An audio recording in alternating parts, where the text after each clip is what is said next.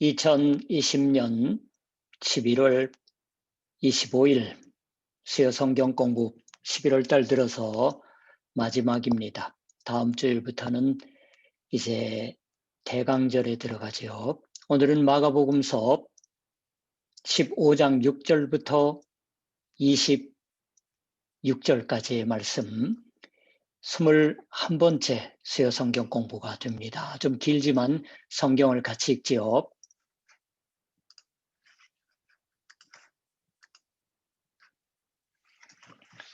명절이 되면 백성들이 요구하는 대로 죄수 한 사람을 놓아주는 전례가 있더니 밀란을 꾸미고 그 밀란 중에 살인하고 체포된 자 중에 바라바라 하는 자가 있는지라 무리가 나아가서 전례대로 하여 주기를 요구한대 빌라도가 대답하여 이르되 너희는 내가 유대인의 왕을 너희에게 놓아주기를 원하느냐 하니 이는 그가 대제사장들이 시기로 예수를 넘겨준 줄 알미러라.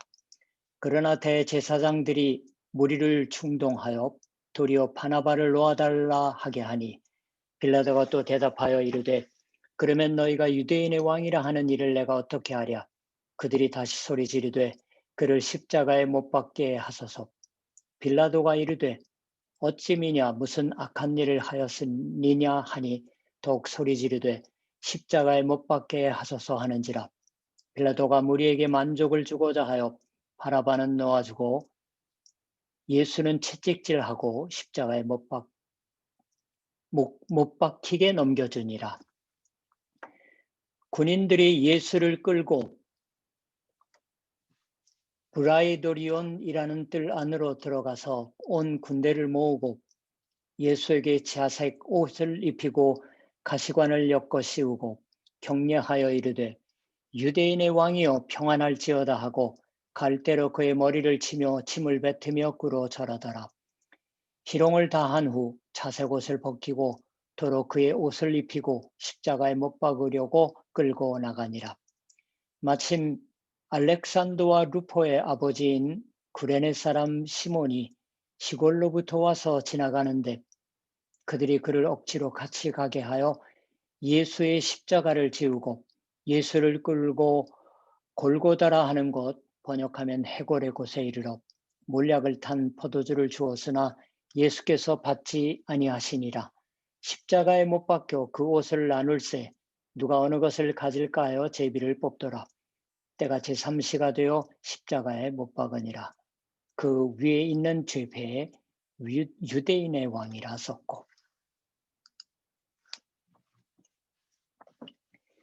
예수라는 이름을 들으면 누구나가 지금이라도 주 예수 그리스도를 마음속으로 떠올릴 것입니다. 그러나 전에는 그렇지 않았어요. 신약 성경 안에 예수라는 이름의 사람이 몇 명 있습니까? 라는 퀴즈가 있습니다. 그러한 물음을 들으면 달리도 있는 것일까? 하고 깜짝 놀라서 되묻는 사람도 있을 테지요. 다른 어느 구절에 나오는지는 즐거움으로 삼고 조사해 보셔도 좋겠지요. 예수라는 이름은 구약 성경에 나오는 여호수아와 같은 이름입니다. 이미 설명을 드렸어요. 이를 그리스어로 표시하고 그것을 한국어 또는 일본어로 옮겨서 예수라고 표기합니다. 이는 하나님이 우리를 구원하셨다고 하는 의미랍니다. 하나님이 우리를 구원하셨다. 거기서 장남에게 곧잘 붙여진 이름이 예수라고 해요. 장남이 주어지는 것은 하나님의 축복의 징표로서 이해되었던 것입니다. 그러나 이 축복받은 이름을 주어졌던 주 예수께서 십자가에 달려서 죽임당합니다. 이러한 것을 사도 바울은 이와 같이 표현했습니다. 그리스도께서 우리를 위하여 저주를 받은 바 되사 율법의 저주에서 우리를 속량하셨으니 기록된 바 나무에 달린 자마다 저주 아래에 있는 자라 하였습니다. 갈라디아서 3장 13절입니다. 사형당하는, 특히 나무에 달아서의 사형은 하나님께 버려지는 것을 의미했습니다. 신명기에 나와 있는 대로요. 인간의 판결만이 아니라 하나님의 판결이 내렸다고 간주되었습니다. 주 예수의 어머니는, 또 그 가족은 자신들의 집에 있어서 축복의 의미인 장남이 저주의 십자가에 달려지는 것을 어떠한 생각으로 바라보았을까요? 그러나 십자가의 주위에는 가족 이외에도 여러 종류의 사람들이 있었습니다. 이러한 사람들은 이후 이 주 예수의 십자가의 죽음에 입회했던 것을 결코 잊을 적이 없었을 테지요. 언제까지나 씁쓸한 경험으로 떠올린 사람들도 있겠지요. 회한, 즉 뉘우치고 아쉽게 생각하는 아픔이 늘 붙어 다녔던 사람도 있을 법합니다. 혹은 얼마 안 있어 새삼 구주 예수를 만나서 십자가에 주를 맞아들인 사람도 있을지도 모릅니다. 지금 함께 읽었던 것은 그처럼 십자가의 사건에 어떤 사람이 말려들어 등장하고 어떤 역할을 다하고 어떻게 주 예수와 관련했는지를 이야기하는 그 일부입니다. 여기에 등장하는 것은 한 사람이 아닙니다. 그 한 사람 한 사람에 관하여 신중하게 얘기할 틈은 없어요. 많은 사람들입니다. 아무튼 주 예수를 만나고 있다고도 말할 수 있을지도 모릅니다. 아니면 오히려 주 예수를 못 만났던 사람들입니다. 스치듯 지나가게 되었습니다. 아쉬운 것이에요. 그러나 주 예수의 생애 가장 중요한데 그 자리에 있으면서 주를 만나는 일이 없었다고 하는 것이야말로 우리의 현실이 아닐까요? 주께서 여기서는 거의 아무하고도 만나는 일 없이 고독하셨던 것에 더더욱 주가 무엇 때문에 지상에 오셨는지가 잘 말씀되고 있습니다. 여기 먼저 등장하는 것은 빌라도입니다. 로마 제국의 지배를 이 지역에서 행하는 총독입니다. 여기에 있어서의 최대의 권력자입니다. 로마의 관료입니다.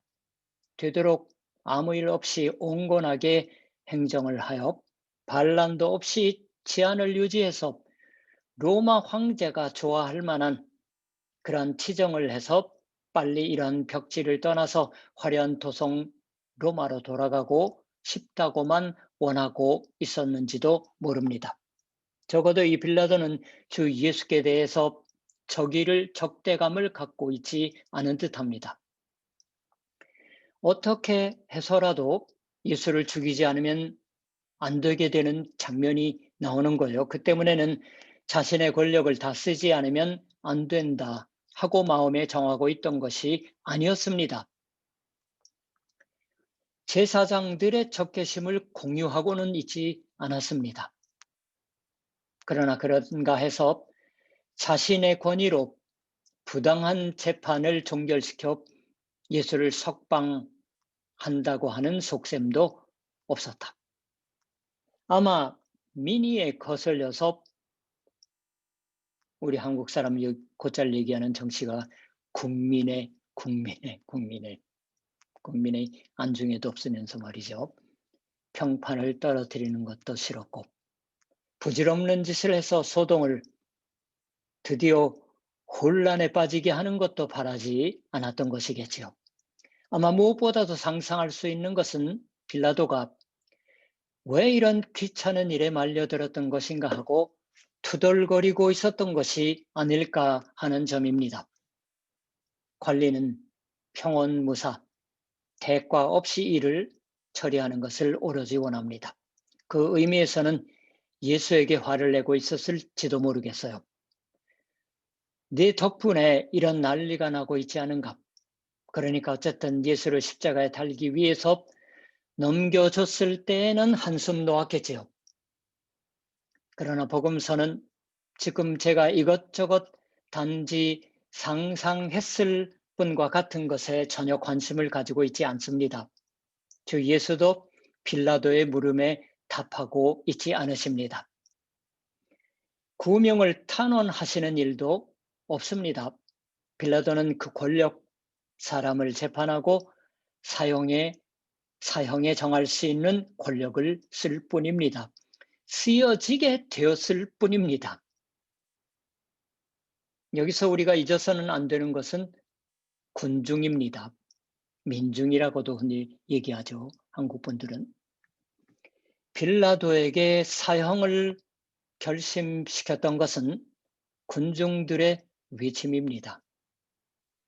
사형에 상당한 어떤 죄를 지었던 것이냐 하고 빌라도가 묻는데도 대답하지 않고 군중들이 말해요. 십자가에 못 박게 하소서라고 계속 외쳤다라고 있습니다. 빌라도도 이 군중에게 어쩌면 도움을 받고 있었던 것일지도 모릅니다. 이 남자를 기둥에 결박하여 죽이는 형에 처할 결심을 한 것은 내가 아니다. 이 군중이다. 나는 군중에 말하는 대로 해 주었을 뿐이지 않은가. 바로 수일 전까지 주 예수께서 예루살렘에 들어오실 때에는 주 하나님의 이름으로 오신 새 지배자이시다라고 환호해서 주 예수를 환영했던 같은 사람들이 같은 입으로 저주의 말을 외쳤던 것입니다. 그때 호산나 호산나 하고 외쳤던 것을 잊었을 리는 없습니다. 아니 어쩌면 잊고 있었을지도 모릅니다. 군중이라는 것은 그러한 법일지도 모르겠어요. 그러한 죄 많은 무리입니다. 특정한 개인이 아니에요. 주 예수의 뒤를 요정까지 쫓아다녀서 이 병, 저 병 고쳐주셨으면 하고 그 사랑을 이용하고 있던 사람들도 있었을지도 모릅니다. 그 은혜를 입은 의리를 기억하고 있는 만큼 지금은 소리도 내지 못하고 그냥 열광하는 군중의 외침에 몸을 오그리고 있던 사람도 있을지도 모릅니다. 그러나 한 가지입니다. 그 무책임함에 있어서는 자신이 이를 결정하지 못하고 왼쪽으로 오른쪽으로 흐르는 것에 있어서 말이죠. 그리고 또 병사들이 있습니다. 로마 군대입니다. 로마 사람, 이탈리아 사람도 있었을지도 모릅니다. 다른 나라 사람들도 있었겠지요. 용병이라는 표현도 쓴 적이 제가 있죠. 그러나 어쨌든 지금은 권력에 고용되어 있습니다. 어떤 터무니없는 짓이라도 자신들이 창이나 칼을 지켜들면 통하게 할 수가 있습니다. 어떤 인간이라도 자신들의 힘 앞에서는 굴복했다. 권위를 몸에 띄고 산다고 하는 것은 결코 언제라도 괴로운 일만은 아닙니다. 오히려 그것은 즐거운 일이 되고 있을 적도 많았었겠지요. 아니 많겠지요. 그리고 그 맛을 잘 알고 있습니다. 그처럼 권위에 기대어서 언제라도 위압적이 되는 것처럼 민중을 위협하고 사는 것을 알고 있을 병사들도 또한 십자가에 깊이 관련됩니다.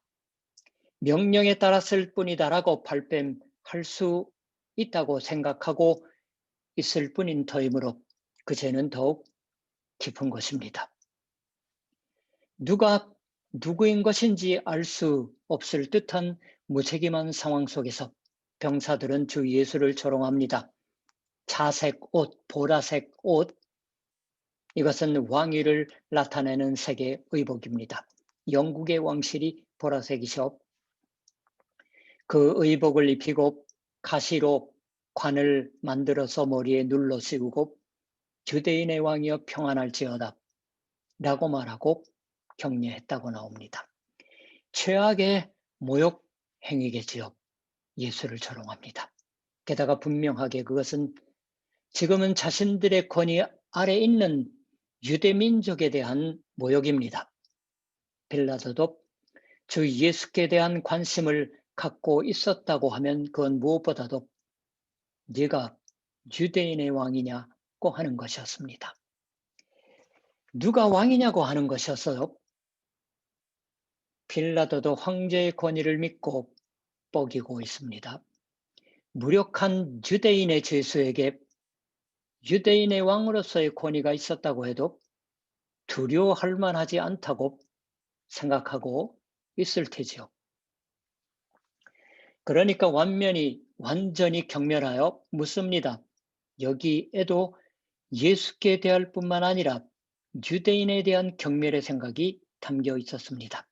더욱이 자신이 권력에 의존하고 있는 만큼 권력 문제로부터 벗어날 수 없음을 그의 질문이 들려줍니다.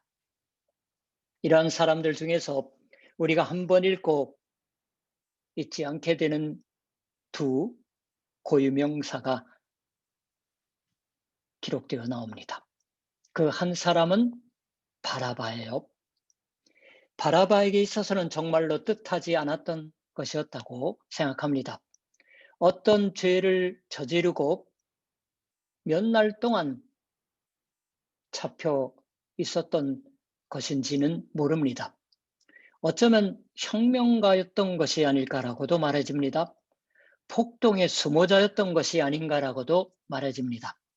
그렇다고 하면 당초부터 결사적이었겠지요. 죽음을 각오했겠지요.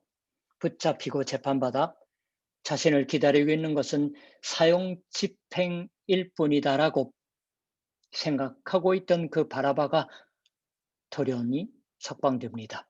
게다가 자기처럼 폭동을 저질렀던 것도 아니고 살인을 했던 것도 아닌 예수라는 남자가 자기를 대신해서 사형의 판결을 받았으니까 가능하게 된 석방입니다.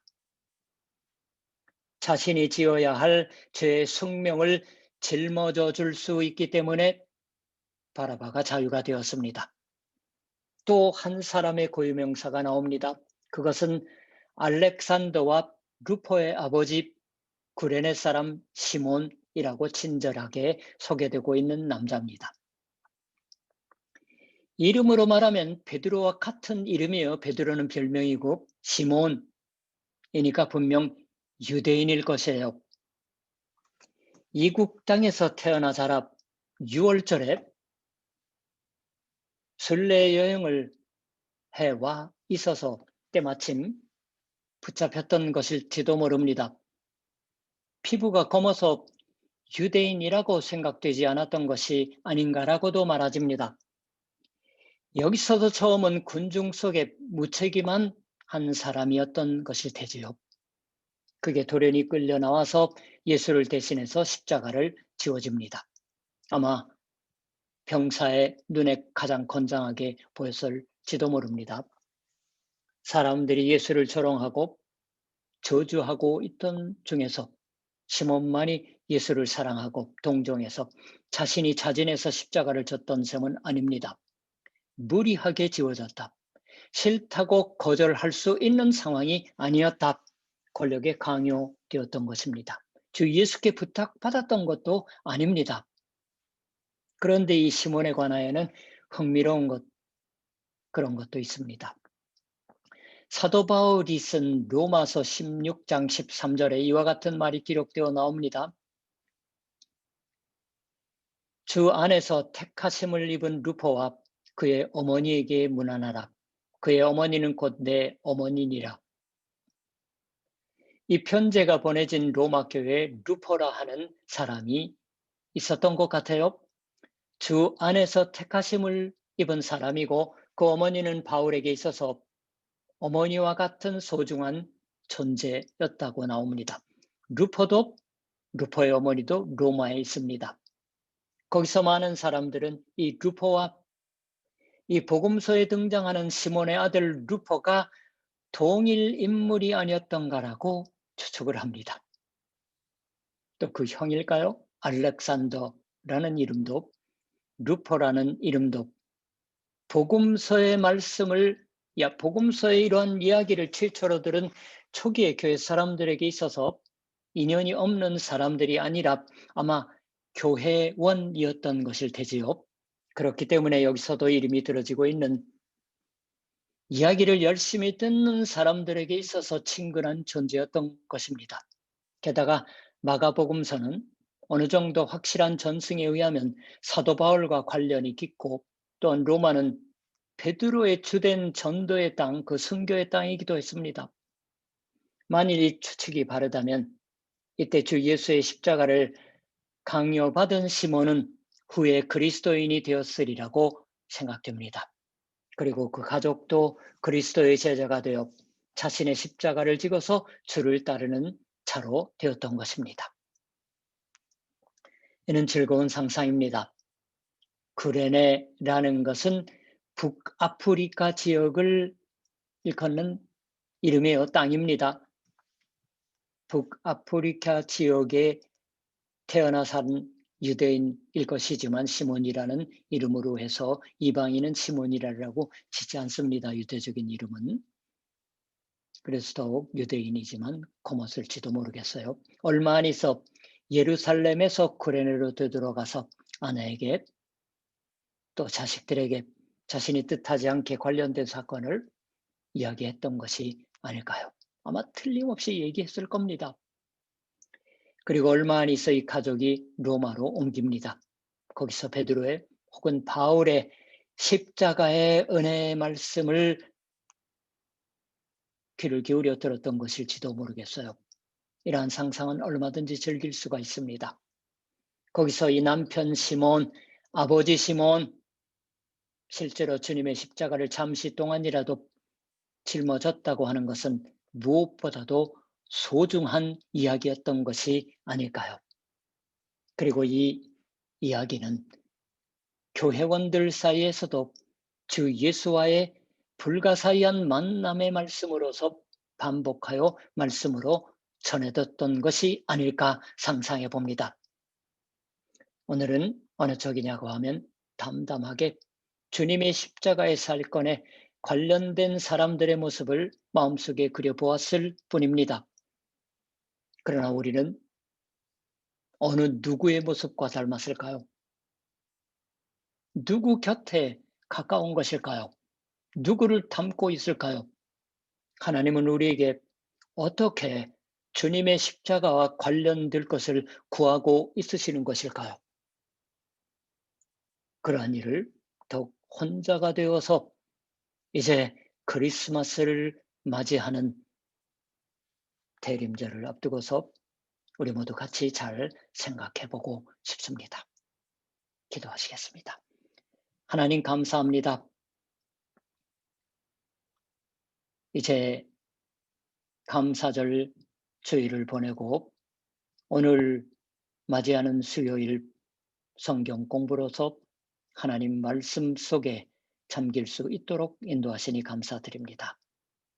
오늘의 말씀과 아기 예수 그리스도의 탄생을 맞이하기 위해 준비하는 어드벤트 대림절의 기간을 앞두고서 하나님, 우리는 과연 십자가 주변에 있었던 인물들 가운데 누구에게 가까운 것인지, 누구와 닮은 것인지 스스로의 모습을 생각하며 더욱더 교회원들 간에 서로의 것들을 이해하고 받아들이며 더욱더 사랑으로 감쌀 줄 아는 우리 스쿠바 동경교회가 되게 하여 주시옵소서.